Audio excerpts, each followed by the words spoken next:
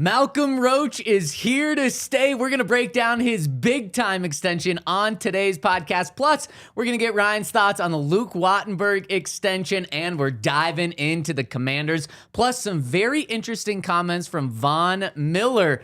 Could he be back before his career is over? And two key members of the Broncos are expected to be back this Sunday. Huge show, which kicks off now.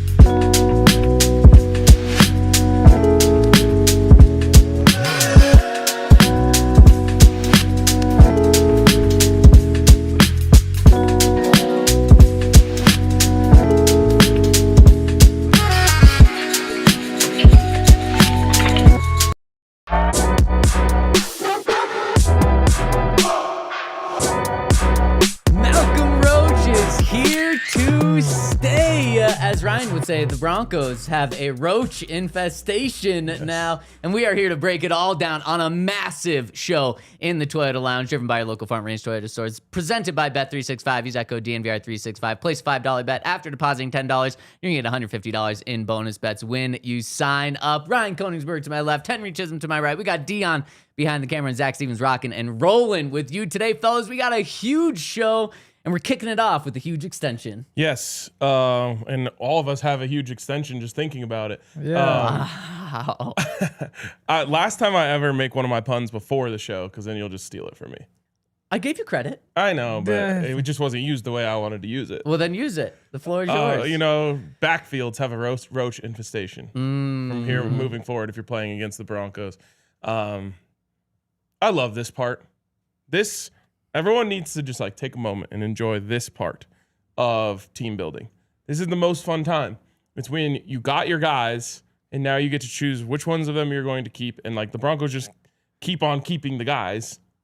And then you get to celebrate oh my God, if you have been thinking about if you're going to get a Malcolm Roach jersey, today's your day. If you were thinking about getting a Luke Wattenberg jersey, first of all, congratulations on knowing ball. Second of all, today's your day. This part is really fun. I love this part. And I just hope everyone enjoys it. The Broncos might win 13-7 on Sunday Night Football. Instead of crying and moaning and bitching, just enjoy it. We're in the fun part of team building. Next year is when expectations go through the roof, and if they don't meet them, then it doesn't become as fun. Right now is the most fun part. Shout out to Malcolm Roach. He's just come here and balled out, and he does his job at an elite level. He gets paid for it. And the Broncos, if they're winning 13-7, it's because Malcolm Roach played damn well, and the defense did as well. And Malcolm Roach has, in some ways, I think his play on the field has flown under the radar. He is still one of the best run defenders in the entire NFL. Not just for the Broncos, but in the entire NFL. He does the dirty work, and he's okay with doing the dirty work. But then I think he gets a lot of credit, as he should, and honestly, maybe not even enough, for the type of person and personality that he brings to this Broncos team, and specifically the defense. He's the one that guys in the locker room are saying, man, he's just the Energizer bunny in the room. He's the one that's talking. He's the one that's hyping us up. And it's so much so that every training camp practice, Henry, you and I could feel his presence, could hear his presence, could see his presence. This is a guy that you want to keep around because he's a damn good football player, but because he brings so much more to the table as well. He's a leader in a different type of way, and guys just absolutely love him. I'm so happy they got this deal done. And honestly, Malcolm Roach was making $3.5 million when he signed with the Broncos. It was a low-profile move when they did it, 2-year deal, $7 million, and he has blown that out of the water. The fact that he has over doubled his salary in these 2 years to now be making $8 million, because the contract's 3 years, $24 million, up to $29.25 million, just shows how good of a player he is. To double his value, that without even having to hit the open market, that's incredibly impressive. Yeah, he's a glue guy. That's what he is. We talk Mr. Bronco, that's a potential Mr. Bronco candidate, because he isn't going to blow you away in any aspect of his game, but his ability to line up as a nose tackle, as a 3-tech, as a 5-tech, to provide some pass rush, to provide some run stuff ability, to get off of some blocks, it just holds everything together, because nobody on a defensive line is going to be playing every snap. Zach Allen got pretty close to it last year, but the Broncos said we don't want to do that anymore. And so having that kind of rotational fourth man to rotate into all these different spots and to be able to play well in every one of those spots, it's huge. It just unlocks everything. It makes you wonder what his role is going to be going forward, what exactly those incentives are. I'd imagine one of the incentives has something to do with just like snaps played. I guess starts isn't really a great stat for defensive linemen, but it's tough to imagine him being like one of your three main guys. It seems like you'd want one more explosive piece because his value is in his versatility, the ability to move him around the line of scrimmage. And so I'm curious to see what the rest of the group looks like next year. Well, and I think it's coming into shape pretty darn quickly. And a lot of people in the Twitter chat are asking, all right, is this the nail in the coffin for JFM not being here next year?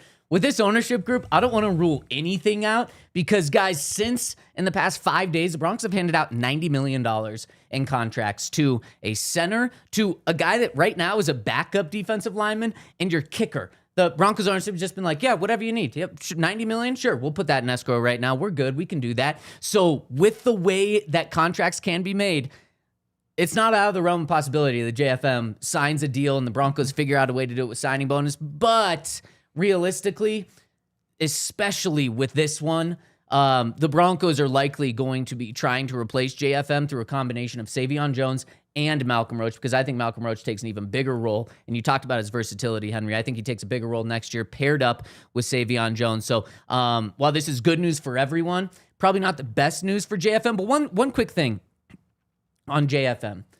Every time someone has got a contract in the past year, JFM has been the first person that I've seen on social media to go and congratulate them, despite him wanting a contract for this entire past year. Last night, even after it's reported the Broncos aren't having contract extension talks with JFM, right when Luke Wattenberg gets his deal, he's the one congratulating Luke. This morning, when Roach gets his deal, despite that directly potentially impacting him, he's the one congratulating Malcolm Roach. That shows you the type of guy that JFM is and why I think Broncos Country and so many people in the Twitter chat want him to stay around, even though signs don't point to that happening. And I think that is evident of a shift from JFM because there was a time where there was like a lot of cryptic messages being posted about, give me my money. And hey, I respect that too. Like, get your money. But this is a nice change of pace because I think it signifies how close this team is together. And maybe someone somewhere along the way said like, hey, you actually help your chances if you just do this. Or maybe that was just something that in JFM's mind where he's like, I want to get my money, but I got to be happy for my guys when they get theirs too. But I feel like JFM has had a much more Mr. Bronco-like approach to things over the last year or so. And it's honestly made me like him a lot more. Yeah, 100%. So I hope I'm now president of the Pay JFM Club. Oh, good. And I don't care if it's looking tough for us. We're gonna get out there and campaign and do our thing and try to get this to happen. Is that the only club you're the president of right now? I thought there was one more, but I could be wrong. He'll drop this title soon. No, I won't. We'll Just see. like he does with other ones. No, this one has a finite. It does. It's the club They will. sign the club somewhere either else. is disbanded Right. or he gets paid, and The we club- we just have weekly meetings where we celebrate that he got paid. Wow. Yeah, no, I mean, you hope you keep him. It's just one of those moves. The Broncos still have some flexibility going into this offseason, which is a really, really nice thing to have because who knows what we're going to be saying about the strengths and weaknesses of this team in 2 months when the season's over. At that point, you might be saying like, oh, if you get one dominant receiver, you're a contender, or we need to go out there and get a running back. It could be any number of different things that you could be saying could be the answer. Or you might say like, hey, we just came really close to winning a Super Bowl and we're ready to run it back. In that case, you pay JFM. But the ability to move that money over, to make a trade for a superstar somewhere, to sign somebody in free agency at a place where you're a little bit weaker because like as of right now, you drafted Savion Jones in the 3rd round. Is that right? Yep. And he can't even get a uniform. And that's not going to change next year if you bring back JFM, unless you trade Iniuwazurike, which would kind of make some sense in that world. But as of now, like there's just no room for anybody in that group. So before you commit the most money you commit to anybody this offseason to a group that's already looking pretty good even without JFM, at least on paper next year, you have to hold on to that flexibility as long as you can, I think. Well, and unfortunately, another report came out this morning that said the Broncos still have not started extension talks with JFM. Doesn't mean it can't happen, and maybe they're looking for that flexibility. But Ryan, I think everyone is going to be asking to be your vice president of that club because we have a VP. We already have a VP. Yep. I think it was Zach in the comments. Thank you. There he is. Zach Anderson, VP, Yep, hired. there you go. There we go. The cabinet's coming together. So the Broncos also secretary. just made official, literally right now, that they gave that 4-year extension to Luke Wattenberg, $48 million, $27 million guaranteed. If you want a detailed breakdown of that, make sure to check out our emergency show. It's up on YouTube. It's up on Podcast Side, where we broke it down last night shortly after the news happened. But Ryan, we want to get your opinion. What's your initial thought? What do you think of this deal? I love it. Absolutely love it. And I said on the show yesterday, like, you can't overrate continuity on the offensive line. It's so valuable. It's something that so few teams have. And if you're able to get it, you got to go with it. I also am of the belief that there's no middle class in offensive line. Okay. You're either good enough or you have to be replaced. And Luke Wattenberg is good enough. And I love it. I always go back to the Chris Sims quote, and Luke is the smallest of these guys. But when he was on our show right after Sean Payton got hired, he said he's going to go out and get the biggest group of big fuckers he can find to be on that offensive line. And in the end, it's really more about investing in the offensive line, right? And that's what the Broncos have done. They've invested across the offensive line because that's where football games are won and lost, is in the trenches. So both of these moves are in the trenches, and the Broncos have had a keen eye and just been very, very cognizant of making sure that they are great in the trenches. And that's why they've been able to do everything they've been able to do in the Sean Payton era. All of the other stuff is important. You have to get the quarterback right, of course. You have to, keep the defense together in the secondary, and you got to get maybe some weapons for Bo. But none of that matters if you don't have it in the trenches, and especially on the offensive line.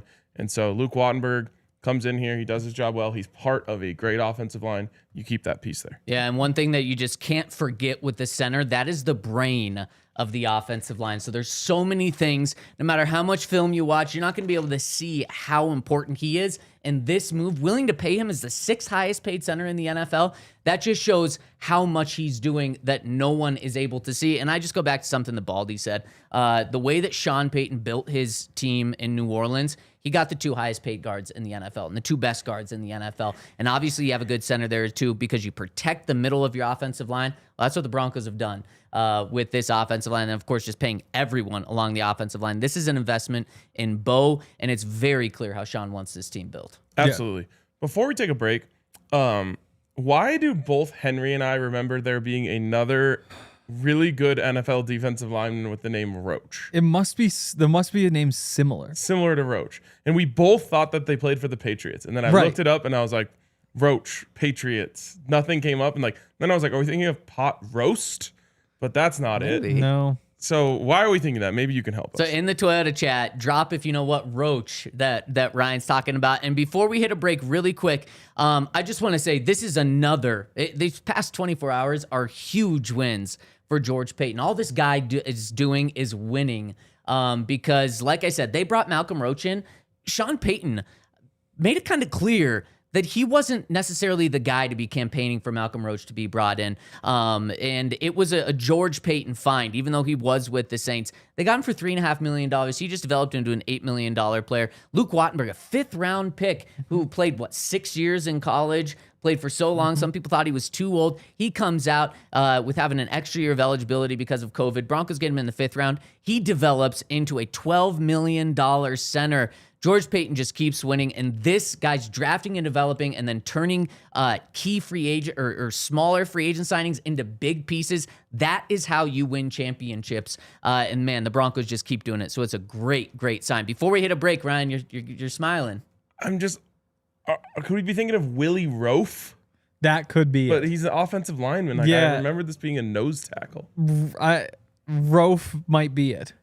I know what you're saying, though. I remember a Roach defensive tackle for the Patriots. That's so weird. One more Roach thing. Yeah. Cody Chepa in the Twitter chat says, this Roach doesn't run when the lights come on. That is absolutely... That's actually fire. He might run through the offensive line, but that'd be the only place that he's running there, Cody. That is very good. All right, guys, we got so much more to break down, including 2 huge additions that I think will be back for the Broncos this Sunday. Let's break it down after we hit a break.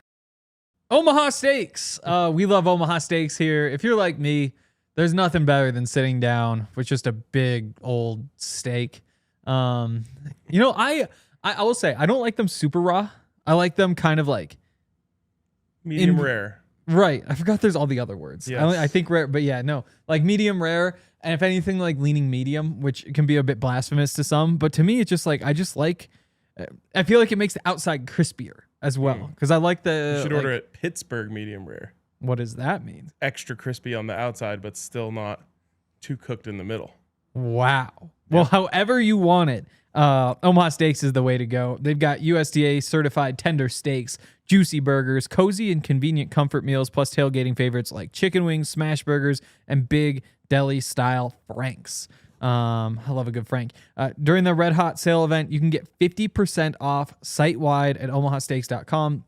Plus, our listeners get an extra $35 off with the promo code Broncos at checkout. So again, that's an awesome special because you get 50% off site-wide during the sale event and an extra $35 on top of that if you use the promo code Broncos at checkout. See site for details. And on this last show before Thanksgiving, we give thanks. We do. To Coors Light. There's a thing going around. I don't know if you've heard about this, Hank, but basically there's this new code word for Coors Light. So it's like if your family told you to bring green bean casserole to Thanksgiving, they actually meant Coors Light. Right. If they told you to bring mashed potatoes, they actually meant Coors Light. It's just like this funny game that parents are playing on their kids. Like, oh, bring sweet potatoes. But it also means Coors Light. They just want Coors Light. Whatever they told you to bring, it's all a joke. And they're going to make fun of you if you don't bring Coors Light. What do you think is the best Thanksgiving type of Coors Light to drink? Is it like the can, the bottle, a draft? This is a classy evening. You go bottles. I think so. You go Coors Light bottles. You chill them. You wait until those mountains are blue. And when the mountains are blue, that's actually when the turkey's ready. Another thing that people don't know. Mm-hmm. So bring Coors Light no matter what your family asks you for. And then as soon as those mountains turn blue, that means your beer is ready and your turkey is ready. Shout out to our friends over at Coors Light. Get Coors Light delivered straight to your door by visiting CoorsLight.com/DNVR. Celebrate responsibly. Coors Brewing Company, Golden, Colorado. Something else you should bring to your Thanksgiving is a die-hard membership for your family. When they also say bring the green beef casserole, Ryan, that's also what they mean. Because if you're a diehard, you get early access to our Black Friday sale now. But tonight at midnight, our sale opens up to everyone. So if you're not a diehard, make sure to get in on our Black Friday sale over at All City Store. We've got up to 90% off plus 30% off everything that's out there, including the couple of Bronco shirts you see there. But everything is on sale tomorrow for everyone. Diehards can get in right now and get their picks. So make sure to get in on that. And also shout out to our presenting sponsor, Bet365. A lot of football tomorrow that we're going to break down later in the show. So bring a parlay. Yes. Ooh, a winning parlay. Yeah. Yeah, I like that. Your family will really love you. Yes, that is very true.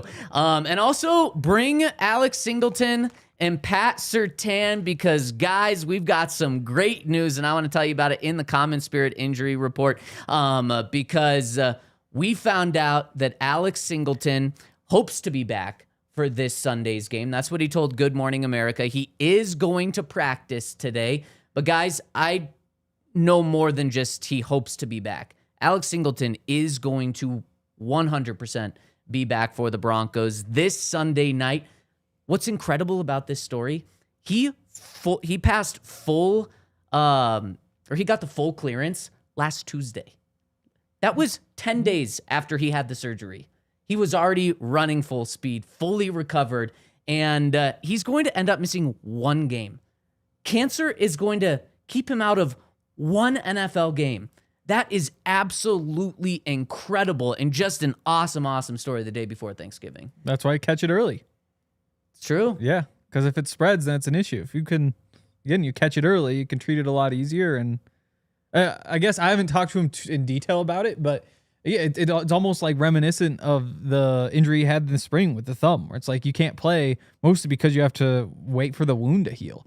Because like if the surgery is we gotta go in there, we cut off the cancer, cut that off, and you just have to wait for it to be like ready to go. Yeah. So that's go get tested. Absolutely. So cool. And that just actually reminded me that I had a dream last night that the Broncos had like a historic defensive performance on Sunday Night Football. And we were just like, yeah, like how did we not see this coming? They were really good even without Pat Surtain and Alex Singleton.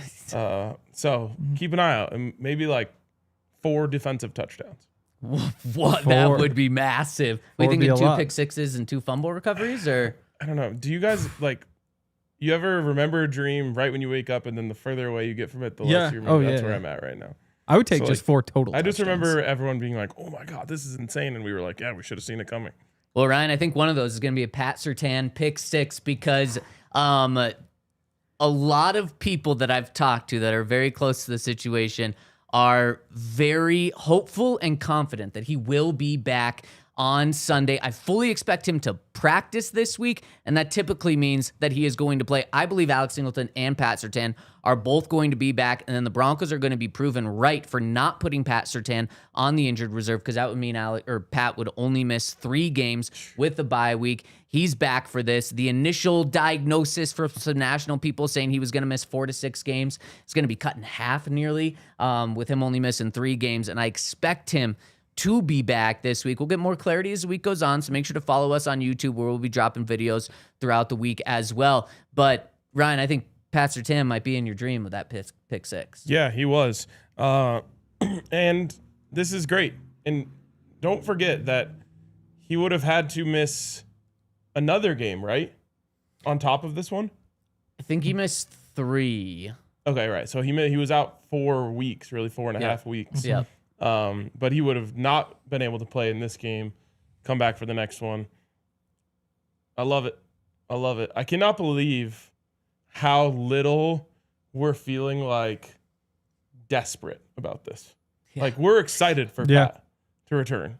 But I really thought that we would be like praying to the football gods every day this week, being like, please let us get Pat back. Like we have to have him for this run. And we do have to have him for this run.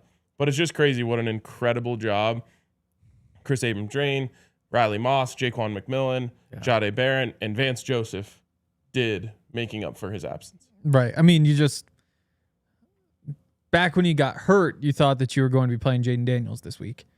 Yeah. And with no Jaden Daniels, you're like, well, it'd be nice to have somebody just to lock down Terry McLaurin. But even if you don't, Mariota's going to miss him as much as he hits him.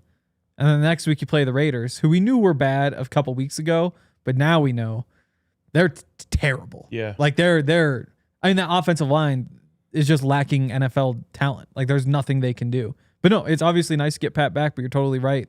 Like you could not have Pat, you could not have Alex, and you'd still feel really good going to both of these next 2 games. I mean, without Pat in the past 3 games, Broncos have only given up 13.6 points per game. That is disgusting. And then, so Ryan, to your point about like Broncos could have a historic defensive performance this week. Well, they get the defensive player of the year back to a defense that has given up 13.6 points per game. Without him, how dangerous could that be? And like Henry said, Terry McLaurin is back at practice. It's the first time since week 2 that they've had all of their receivers practicing at the same time for the Commanders. So what a good time to get Pat back. I'm not too worried about this Commanders team, and we'll break down the Commanders in just a second, but just want to give a shout out to the Common Spirit Injury Report. Experience the difference compassion makes. Find a location near you and discover a new standard of living and healing by visiting mountain.commonspirit.org. Common Spirit Health, official healthcare partner of the Denver Broncos. Before we dive into the Commanders, any final thoughts that you guys want to have on that? We'll also find out more today about Nate Adkins and Jonah Ellis, if those guys will be back. But speaking of outside linebackers, it's kind of crazy that this is Von Miller week. 3rd time he has played the Broncos. 2nd time he has played against the Broncos in the regular season. Shout out to Von. He has no sacks while playing against the Broncos. He has kept Bo upright and healthy. I guess one of those times was against Russell Wilson. No, it wasn't. No, was it? Yes, it was 2023, I believe. Yeah, I don't remember that game. That was the night one, Monday night. He played in that one? Oh, he did. For some reason, I didn't think he played that one. 2023 Monday night against The Bills. Yeah. The Bills. That was the one, the walk-off double field goal. The walk-off double field goal. Will Lutz Nice. got a mulligan. That was fun. I had fun that night. Yeah, it was very fun. That was one where there were no expectations going into that one. Right, but that was when we were like, okay, well, now Yeah. they're like maybe at 500 or something like Yep. that.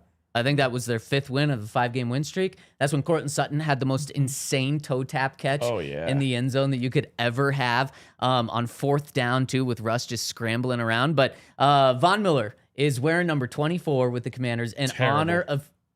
It looks so bad. It looks honor, awful. In honor of Champ Bailey, though. Still not good. Yeah. It's very cool, I think. No. There's Shout nothing out cool about 24. To Champ Bailey. Shout out to the Commanders franchise for trading us Champ Bailey. Right. No edge rushers in 24. Nope. Just looks bad. Wow. He'd be a functional edge rusher if he was wearing a real number. I think Vaughn is a functional edge rusher. In fact, I think Vaughn is like their 4th best player. Got 5 sacks on the season, like right now. Okay. I think Vaughn is not just a good, fun story. I think he's someone to be aware of and afraid of in this game. And I also think that speaks to how I view this Commanders team, which we'll dive into in a second. But did you guys hear Vaughn yesterday on his podcast, Free Range with Von Miller? Well, if you didn't hear it, we got the clip right here. Vaughn put this out. And he didn't have to. This was not a reporter asking him a question. He put this out. And man, get your tissues ready. I was a free agent for a long time. I did reach out to the Denver Broncos, and I tried to be on the Denver Broncos as well, but it was just a short conversation with me and George Payton. Because at the same time, I want to be a GM, and I think that's not a secret. Whenever I look at teams, I'm looking at it from a GM perspective. And it just wasn't a fit for Von Miller to be on this team. The second string guys after Nick Benito and after Jonathan Cooper, those guys get sacks too. And I think they both had 5 sacks each. And they both play special teams and they do all the grunt work. Me, I'm a 3-point shooter. Like, I'm going to come in, I'm going to shoot a 3-point. Like, when I'm in the game, like I'm ball hogging and I'm just trying to make a play, then they take me out. But they didn't really need that. They didn't really need that this year. They had guys that shot the 3 that came off the bench. So who knows what it'll look like this coming up year? Oh my goodness, so much there. But No tissues needed. No tissues. Absolutely no tissues. why?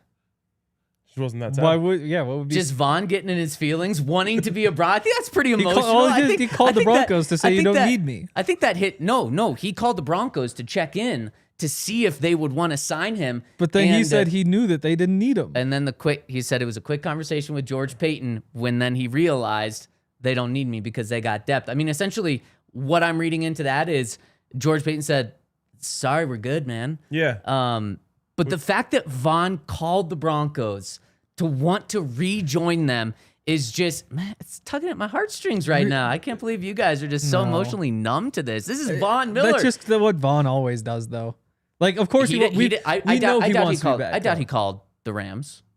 No, I doubt he called other teams. no. I doubt he called other teams in the league. It's only the Broncos. Exactly. We know, that's awesome. But we know he wants to be a Bronco. We know he's wanted to be a Bronco since the second that he was traded. He's never wanted to be anywhere else, and so he's going to keep trying to come back. But the answer is always going to be no. It might not always be no. It will but be. Von's just on a countdown till he's like Akeem and TJ and Chris and all the other guys who just love the Broncos and are in the media. I love Von.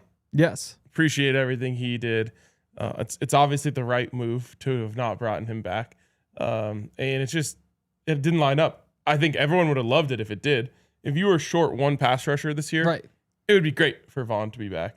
But it's, the reunion will happen and maybe next year. He just won't be in uniform. That's what he said. He said, quote, who knows what it will look like this coming up I year. know. Your edge rushers are locked up for 3 years. I mean, every single one of them. Yeah. Like, it's Jonah Ellis and Dondre Tillman who will be next up. And that will be after the 2027 Robinson season. might be making a push for that. He has 4 years. He's the first year of a rookie Might be contract. making a push for those guys right behind him. But they aren't. But you still have him under contract though. Like you have that whole group locked up, and Von's 36. So no, he will never be a Bronco. And as much as I love Von, he's not a Bronco for again.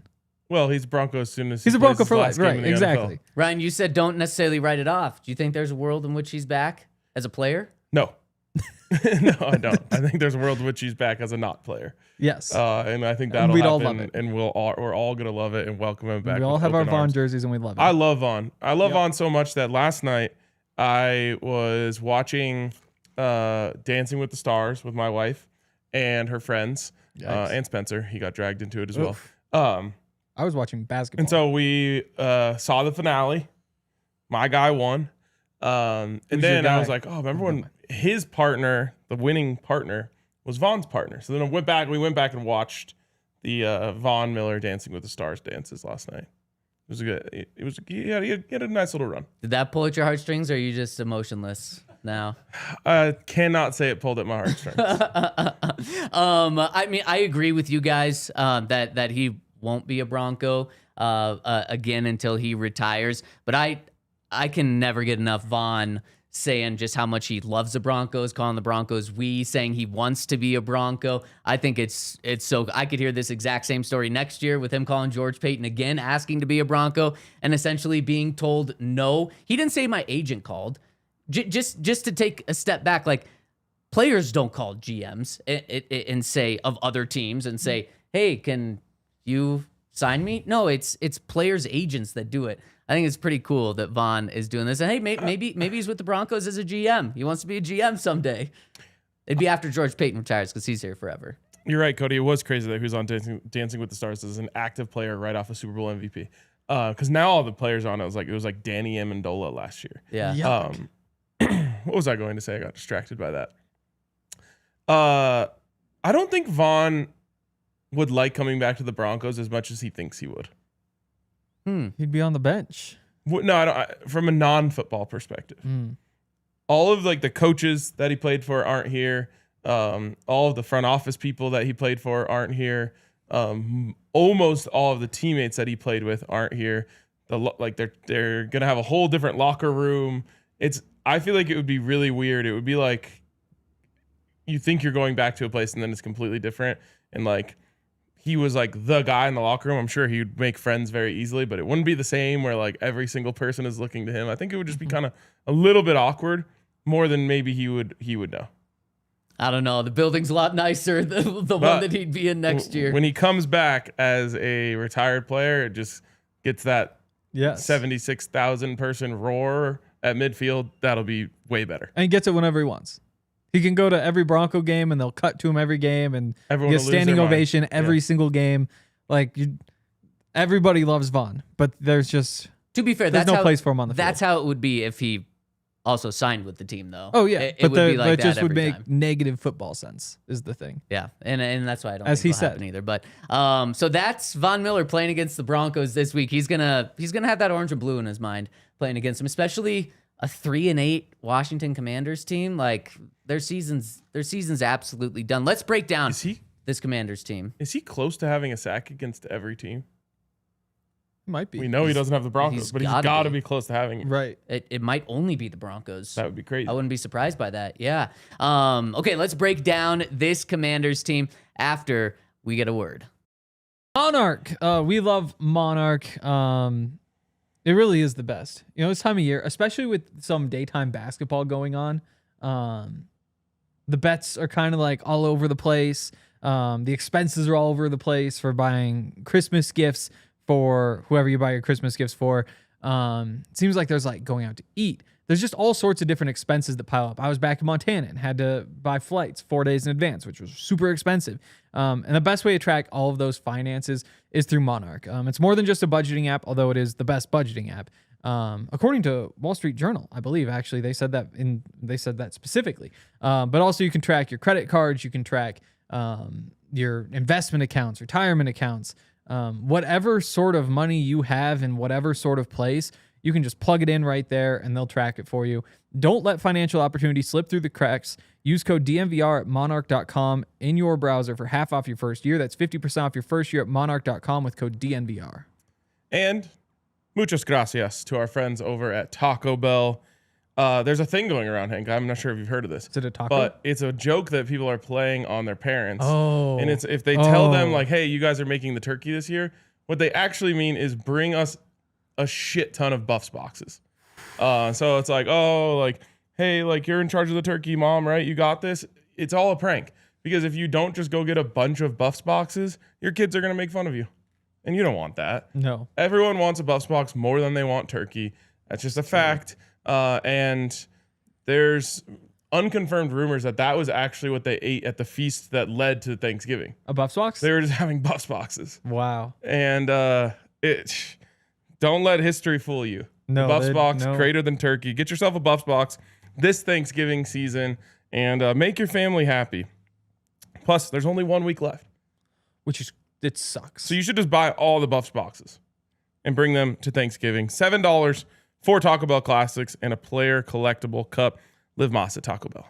Live Moss, and I'm glad that you're Live Moss with us right now. Shout out to everyone that's tuning in with us on a holiday week. Some people are off this week. Some people will be tuning in once their weekend starts. We appreciate all of you. And if you'd hit us with a thumbs up, we appreciate you. Nerino Waves is saying, giving us a shout out. We appreciate you. Of course, Cody always in the chat. Ivan dropping in as well. Thank you to everyone. We're very thankful for you as well. Maybe we'll have a little Thanksgiving talk at the end of this, but let's dive in. And as Ivan says, just pull up to Thanksgiving with hella Coors Light and Taco Bell. Boom. There you go. I swear, no one has ever been mad that someone showed up to their house with that.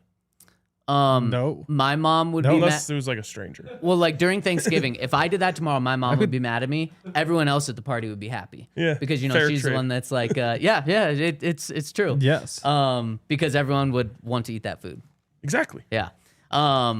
The Washington Commanders. You guys asked me yesterday if I still believe that there are easy games in the NFL.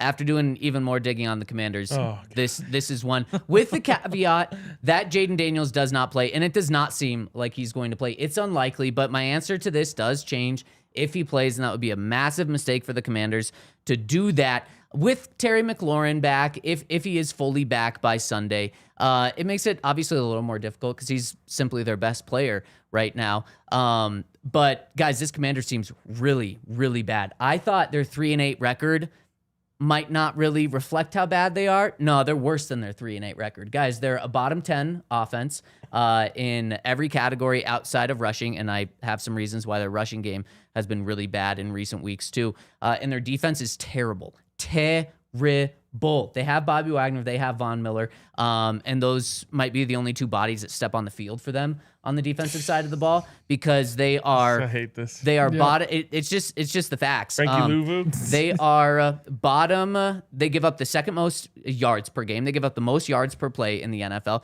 They give up the fifth most points in a game, 27 per game. They give up the fourth most passing yards. They have the second fewest takeaways. They're bottom 10 in red zone and third down. Bobby Wagner, like I said, does have 107 tackles. He's just That's crazy. Unbelievable. Von Miller has 5 sacks. Ageless. He can still do it. Von looks ageless on the snaps he does play. As he admitted, he's really just a third down guy right now. But this defense is so bad. This is a get right game. If you feel like the Broncos offense needs to get right, this is when it happens. So Ryan, I think that you're going to be hopefully proven wrong about your prediction that you had a couple of weeks ago that the Broncos would beat the Chiefs, Bo Nix would look good, which he did, and then Broncos would still beat the Commanders, but Bo and the offense wouldn't look as good. I don't think that's going to happen because I think the Broncos are going to have success. And then really quick on the offensive side of the ball for the Commanders, they've got Bill. Running back Bill. He is their leading rusher.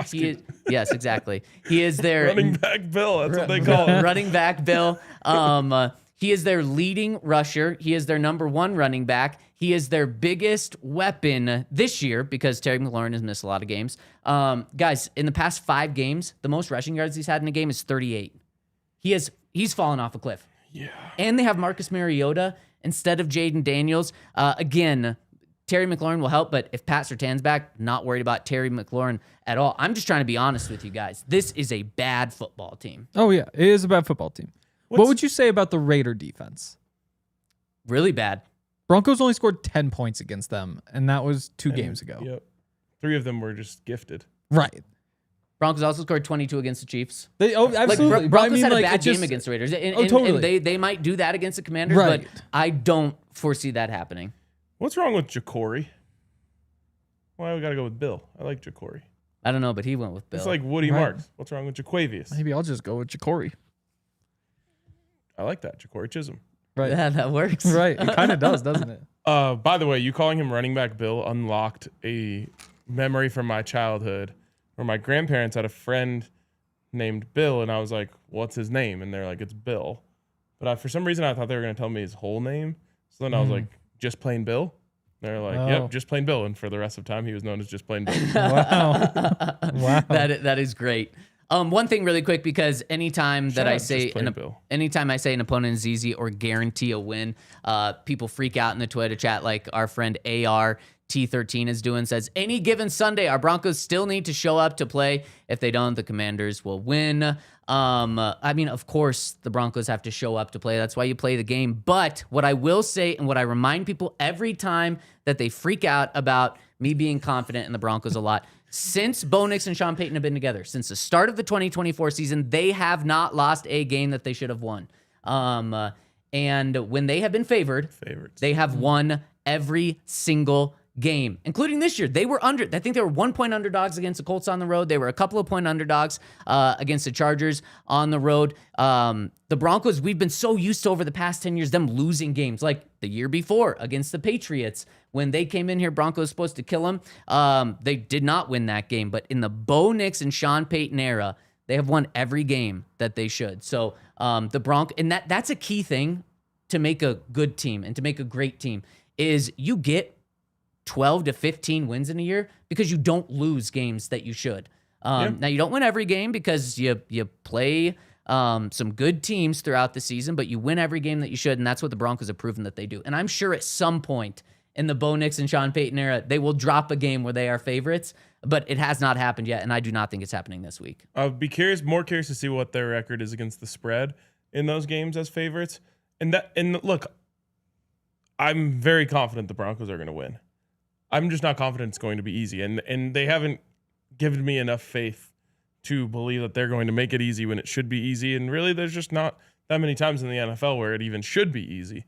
But I'm very confident in them to get the win. I just think it could be an ugly one.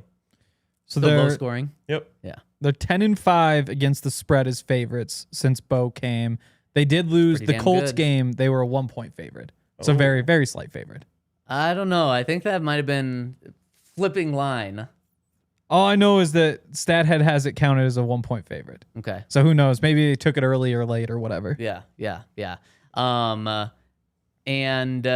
But the Commanders are very much reeling. I think Jaden Daniels was covering up a lot of issues for them. You lose him, and a lot of those issues come to light. Marcus Mariota is a good backup quarterback in the NFL, but it's just hard to compete at a high level when you have a backup quarterback. I mean, like even in their division, we're going up against Dak and going up against Jalen Hurts and even Jackson Dart at times this year. So I don't know. I am the Commanders shouldn't scare you. It's really the Broncos that could scare you Exactly. because they don't always do their job at the level that they should. Well, Ryan, on Monday when we talked to Sean the first time coming off the bye, he said his two messages to the team, or the two things that the team needs to clean up in order to get the best seeding possible in the playoffs, is penalties. They lead the league in penalties in terms of yards and in terms of penalties called on them. That is the Broncos beating themselves. And the second thing is the turnover battle. The Broncos don't really turn the ball over, yet they have a negative turnover ratio. A team that's 9-2 that leads the NFL in penalty yards and has a negative turnover differential, that should not exist. Yeah, and Sacks. at least close to the top in 3 and outs. Yes, exactly. And punts. Those should not exist. So something's got to give. And what I think is going to give is those things are going to get better. And the Broncos are going to be even better than what their 9-2 record says right now. But it is about not beating yourself. Yes. And Talanoa, when the ball hits you in the chest, you got to catch it. And that's happened like 4 He's times a this defensive year. back. That's why he plays there. That's who gets interceptions, so his defensive backs. DeAndre Tillman should not be leading the Broncos in interceptions right now. Best hands on the team. That's supposed to be Chris Abrams' drain, though, who's But a we can just defensive say back about right anyone, there. so I'm saying But it's it's just crazy that those things are going against them, yet they're 9-2. And it is about beating themselves. If the Broncos stop doing that, then that is when they blow teams out. Totally. And that's what I was going to say is like, if I could have one wish for the bye week, it's that they somehow cleaned up the penalties. If the Broncos stop committing penalties at that rate and start turning other teams over, they will start mowing teams down, mowing them down. They're fighting against themselves in these games and winning. But that's the number one thing for them is they got to find a way to get rid of those penalties. And like I said, I mean, I think I said it 3 weeks ago, like two things are going to happen. One, they're either going to get rid of the penalties and start mowing teams down, or they're not, and that's going to catch up with them eventually. And I'd throw the run game in there too. That's the other piece where you just got to figure out what that formula is, because as of now, like you can attack the edges. The Broncos have so many different ways on offense, whether it's the tosses, whether it's the stretch runs, whether it's the screens, but they just need to find something straight ahead, especially not throwing the ball well over the middle either. That's just figure out something to do in the middle of the field, and the run game you would think should be the answer. Let me ask you this. If you could choose huge running game on Sunday night or a huge passing game on Sunday night, what would you choose for the Broncos? I'd go with the so it'd be more thrilling to see Bo go do it, and it'd be really exciting to see Bo go do it, and we'd be on the podcast the next day saying, look at Bo, he's so good. But I think long term it's better to have like a big running game, like just to prove that you're able to, especially if you're running like the inside zone duo stuff and power, like you're finding ways to go up the middle and be successful. I think long term you have to choose that. For one game, give me Bo all the way. But like long term, if this is the rest of the season. I'm just saying for this one game, you don't get to choose what happens after. It'd be a positive sign. Give me Bo. So the reason I would go running game is because I know that Bo knows that he can do that. Right. And I know he can do that. I want RJ Harvey to see what it feels like to run for 140 yards in a game. Like, and then be like, oh, I can do this at this level. Broncos are blowing the hell out of the Commanders if Bo has a huge game. And probably with the run as well. Yeah, wow. Okay, you know what? We will take a pause really quick and hit a break. Common spirit. We love common spirit here. Some say our spirits are common. Yeah, that'd be a good thing, right? Think. Yeah, that'd be a good thing. Yeah. Sometimes you want to be uncommon, but the common spirit Mike is McIntyre would say that. Right. Is the togetherness of everything, including their new sports center, Common Spirit Health in Parker. A lot of us are athletes. A lot of you listening are athletes. At the very least, you like to know about athletes. That's why I listen to this podcast. So whether you're like, pushing yourself, you're a CrossFitter, for example, that's a group of people. If you just like going for a hike sometimes, sports injuries and chronic pain can be problems, especially for people who can be pretty active. So you can head down to that new complex, and they've got all sorts of different ways to help with diagnosis and treatment and prevention of sports-related injuries for athletes, including Denver Broncos players. Experts understand all the challenges that your body face. You want to make sure you're not just fixing what's broken. You want to prevent problems. So don't let an injury keep you on the bench, or even better, get proactive about your health. For more information, visit mountain.commonspirit.org. Common Spirit Health, official healthcare partner of the Denver Broncos. And thank you to our friends over at Ent Credit Union. I'm not sure if you guys have heard this, but there's a thing going around. Oh, nice toss, but now it's under the table. It actually wasn't a nice toss. There's a thing going around. If your family asked you to bring dessert to Thanksgiving, right, what they actually meant is they wanted you to open an Ent debit card for them. Right, that's what they wanted. It's like a crazy prank that's going around. But why wouldn't they want that? Because if you do so, you're going to get $200, just $200 for setting up a checking account with our friends over at Ent Credit Union. We're a couple days away from the launch of the PS2 debit card. December 1st, right? December 1st, yeah. December 1st is when they are launching that. And, you could wait for that, or you could just do right by your family. Bring the dessert, which is an Ent Credit Union debit card. It's an unbelievable setup for them. And then you're going to get $200 dropped right into your account. So head over to ent.com/DNVR to learn more. Insured by NCUA, membership required. Account requires associated Ent Broncos debit card. Requires $100 deposit and activation of debit card within 30 days of account opening. And if you want to ride with us on any of these bets, make sure to check them out over at Bet365. Use that code DNVR365 where you can get bonus bets to be placed in these bets on Thanksgiving, on Friday, on Saturday, and on Sunday. And if you're going to the Avs game tonight, you can even do it tonight for the Avs. Man, I wish someone would come to our Thanksgiving with Coors Light, Taco Bell, an Ent debit card, and a sick parlay. Yeah. That would be a great day. If anyone can promise me that, you're invited to mine. Wow. Does sick parlay mean winning parlay? That'd be the goal. Just has to get me going. Okay. Right, Yeah, you yeah, yeah. know? Like not lose first leg. Yeah, exactly. I just want to feel something. Well, let's see if we can put together a winning slate of picks right here. Let's start with this Broncos game. Henry, how do you see this playing out? And while we're not picking against the spread, you can keep in mind that it is a 6-point spread right now. Right. And that's one of those things Dre always gets mad about. He's like, you should pick against the spread.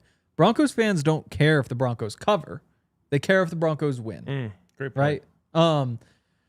Broncos, I'll go 31-10.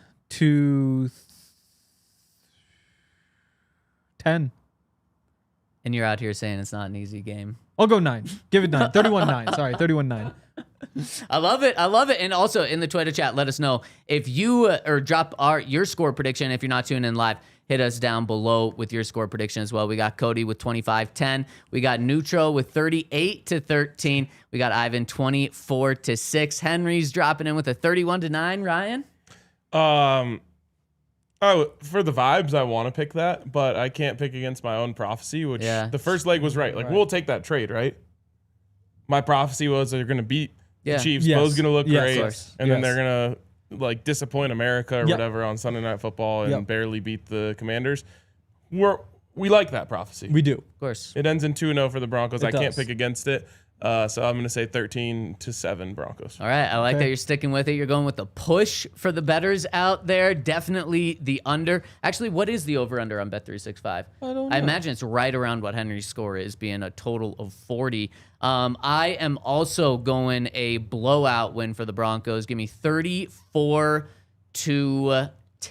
So at least I got the Broncos winning by a little bit more than Henry does. But I am hopeful that this is Bo's breakout. Another Bo breakout, but statistical, like 3 touchdowns, 4 touchdowns, and over 300 yards. We have 44-0 in the chat right there. Infinity Floyd to Little. 0, which actually is Jeez. not possible in an NFL game. Right. Is in baseball. 20-0. And honestly, I might be at halftime, I might be like, how did I let the Commanders score 10 points? Because at halftime, the Commanders might have 0 points, and this Broncos defense is just absolutely shutting them out. Maybe the Broncos have more points than Commanders have yards. Oh, boy. What happened last time you threw that one out? Was that the... It was a Colts game. That was the Colts game, right? Yeah, That's what it that was. wasn't good. Total's 43.5. But this is 43.5. Okay. Yeah. So I'm the only one with the over, and it's by half a point right there. All right, so let's move on to the other games in the AFC West, and we got a inter-division game right here. We got the Chiefs going in. Oh, actually, I'm sorry, that's not an inter-division game. The other one, a Raiders. That actually is an interdivision game.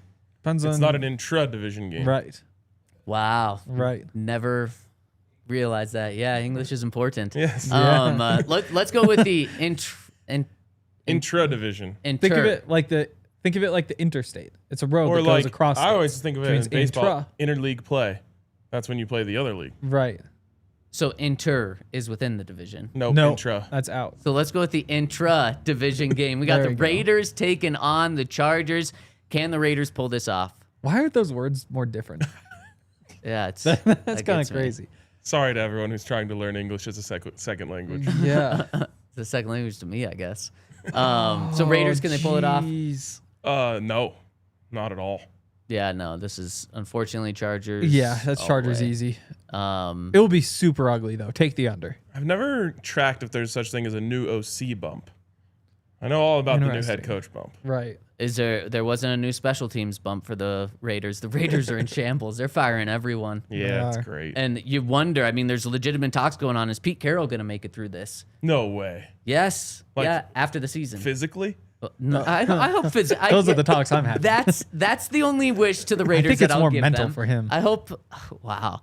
I feel like he's every day just looks more like Joe Biden. Well, there have been some memes going around. Okay, now tomorrow we got our Thanksgiving slate, and it does include a division opponent. Got the Kansas City Chiefs taking on the Dallas Cowboys. I believe this is the middle slot for Thanksgiving games. Nice. can, and of course it's in Dallas. Can Dallas beat them? They certainly can. Yes, they can, and it's in Dallas. And It's it's in Dallas. Thanksgiving. I'll do it.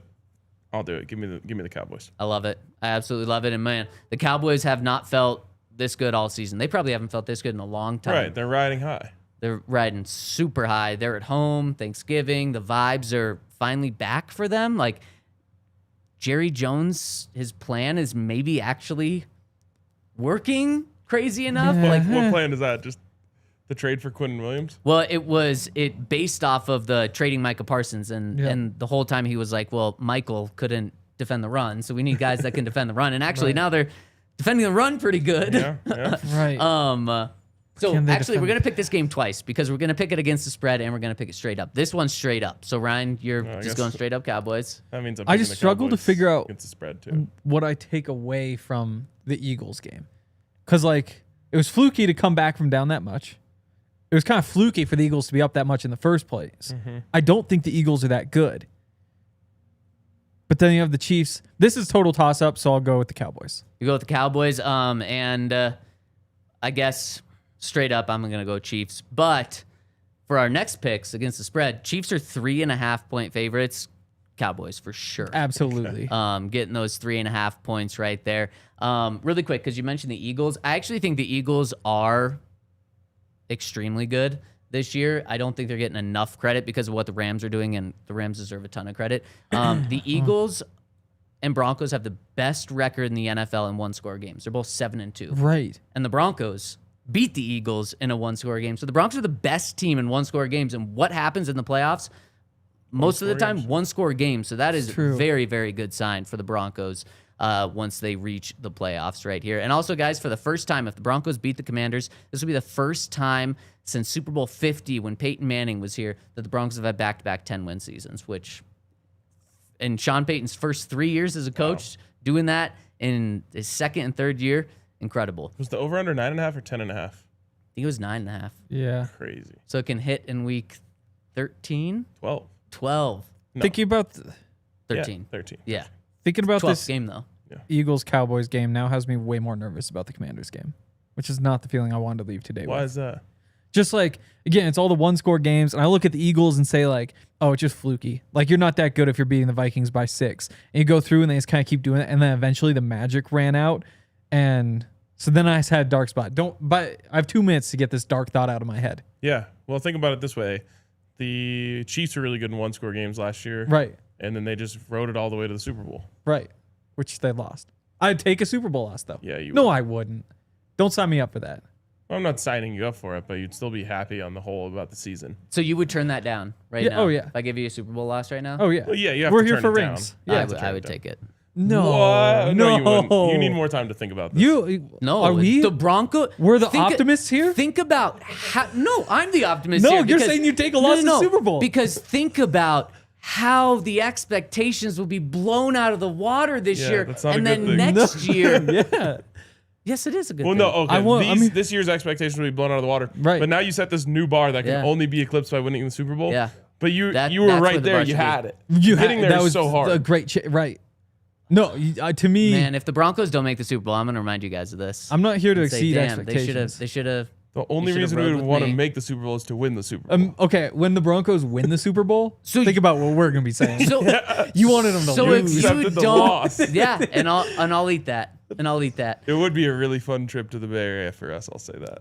It would It be. would be. Yeah, the Bay Area though. Where the hell is this gonna be? Everything's in San Francisco, while the game's in Santa Clara. Oh, I've been there and I've covered a Super Bowl there, and it's not cool. Yeah, yeah, Like media night was in San Jose. yeah. See, the media night this time is in San Francisco. Oh, good. Yeah, I figured that part out at least. I think maybe not. wonder Oh, if- but the Pro Bowl games are in San Jose Okay. because the Pro Bowl now is taking place Tuesday night. Wow. Yeah. Okay, let's finish these picks. So we got that one. Of course, we're starting our day at 11 a.m. Typically, the day starts on Thanksgiving at 10:30. Not this year. It starts at 11 a.m. We got the Packers going in to Detroit to play the Lions, and it looks like the Packers are 4.5 point 4.5. No, that is that can't be 4 or right. 2.5? What's it say, Dion? 2.5. Yeah. 2.5 point underdogs going into Detroit. Who you guys have against the spread? First of all, can I just say that I think the first game on Thanksgiving is always oraless. I don't know why. Sure. It just like never hits. Is it because it's the Lions? It's always the Lions. It's always at the Lions. Yep. And there's just something about it where you like turn it on and you're like, all right, well, at least there's football. Right. But it doesn't like make you feel anything. Yeah, that's very true. Anyways, give me the Lions.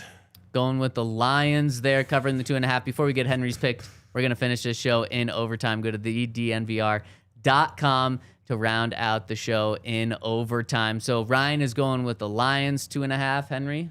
Packers are no longer a good offense without Tucker Kraft. He was the key to holding it all together. Yep. Playing a dome, you need a good offense, and they don't have it, so I'm going Lions. Yeah, and I'm going Lions too. The Packers are so overrated, and I think their record is finally indicating that. Or are they like... I think this is an extremely winnable game when the Broncos play them. The Broncos' next home game is against Packers. They have a better record in than the Lions. 2 weeks. I think I realized why it's oraless. Because you're never, well, at least for me, I don't get to my family's house that early. Right. So it's like this weird part where you haven't left for Thanksgiving yet, but it's like Thanksgiving. I don't know, it's weird. Yeah. We're still at football. Yeah, exactly. Yeah, we're at Broncos practice. Yeah, I've been there. Want to come tomorrow? I did my time. Want to come tomorrow? And final game, the night one. Shout out to Joe Burrow for playing, for making this game hopefully have some aura, because otherwise this would be a not fun game. We got the Bengals going into the Ravens. This is still a 7-point game for the Bengals. They're underdogs. Did you see Joe Burrow's press conference yesterday? No. Like the spirit of it was right. He was like, if I'm healthy, I'm just going to play. Like, what are you guys talking about? But the way he was talking makes me feel like he might be losing it a little bit. Oh, no. I think like he's been on the bench for so long, it's driving him insane. Wow. I would imagine. So anyways. You saying he demands a trade after this year? No. Oh, okay. I think that He's just maybe even too far the other way. like Was the bye-bye injuries guy. have driven him off the... Wow. Yeah. Anyways, give me the Ravens. Wow. See, I think this is the easiest bet of tomorrow, in my opinion. Give me the Bengals with the 7. But now you're making me a little nervous. No but T. I'm Higgins. still going to take the over on Jamar then. Okay.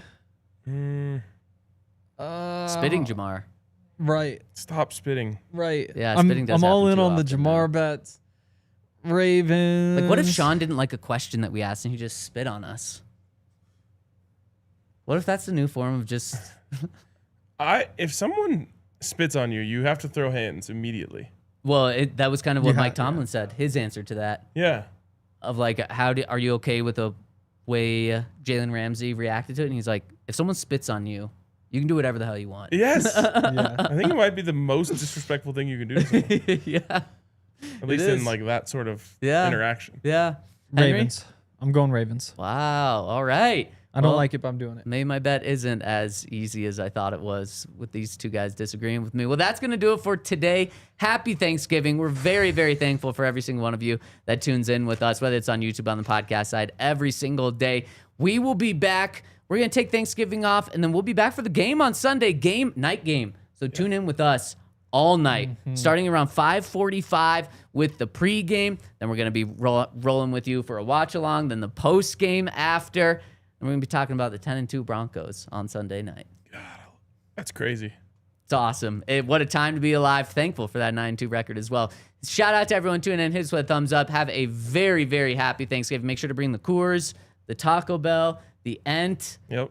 the DNVR. And a parlay. And a parlay. There we go. We'll see you all over the weekend. We all silly like the mayor.